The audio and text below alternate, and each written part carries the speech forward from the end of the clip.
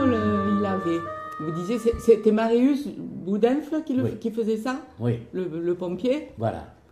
Le père Le Ginouvès. fontainier. Ginouvès. Qu'est-ce qu'il était? C'était ses fonctions, elles étaient. Ben, je crois que. Elles étaient municipales ou? Ah oui, oui, il était payé par la mairie. Voilà.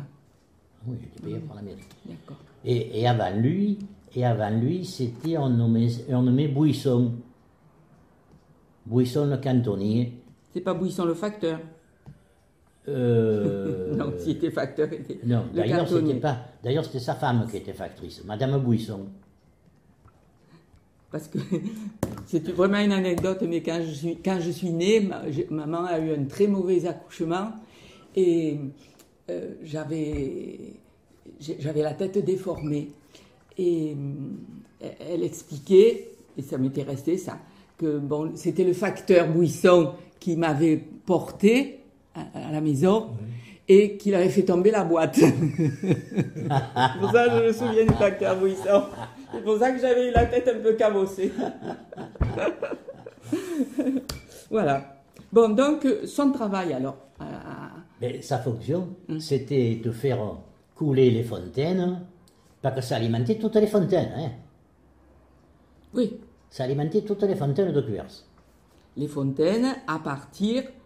Ça n'a plus rien à voir avec le canal des Arrosants. Ah non, ça n'a rien à voir. La Grapponnière. À partir de la Grapponnière.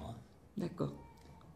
Donc, il les nettoyait, il les entretenait. Alors, ben, c'était surtout que pour les fontaines, c'était un peu fonction de, comment dirais-je, de l'étiage du miège-pain. Oui, oui.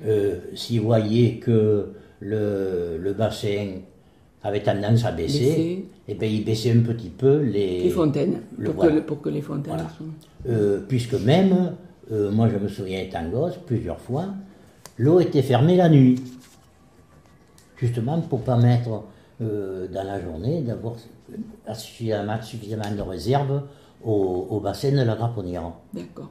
Donc, vous voyez, les problèmes d'eau, le soir à 10h, il coupait l'eau. Et il la remontait à 5h, je crois. Ça date pas Alors d'hier, ça, c'était le travail de Ginouvès. D'accord. Il nettoyait, il les entretenait. Surtout. Et puis, c'est lui qui avait les lavoirs aussi. Oui, parce que où il y avait des lavoirs. Alors, parce que... D'accord, je vous écoute. À la plupart des fontaines, il y avait des lavoirs. Oui, bien sûr. Ou tout au moins, un petit bac pour laver les pièces des malons. Et nettoyer le pissadou. Aussi. Parce que quand vous passez à l'époque, il n'y avait pas la tinette. Voilà.